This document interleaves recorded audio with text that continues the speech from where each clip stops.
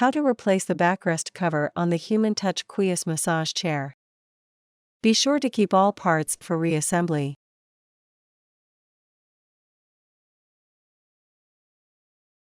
Start by turning the power switch, located on the back of the chair, to off, then unplug the chair.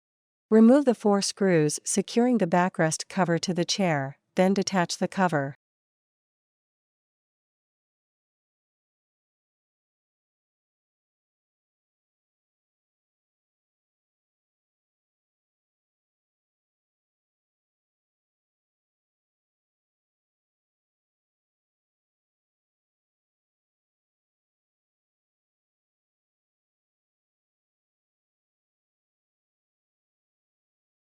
Install the backrest cover by inserting the tabs on the bottom edge of the cover into their corresponding slots on the chair base, then attach the top to their corresponding fasteners on the upper backrest and secure the cover with the 4 screws previously removed.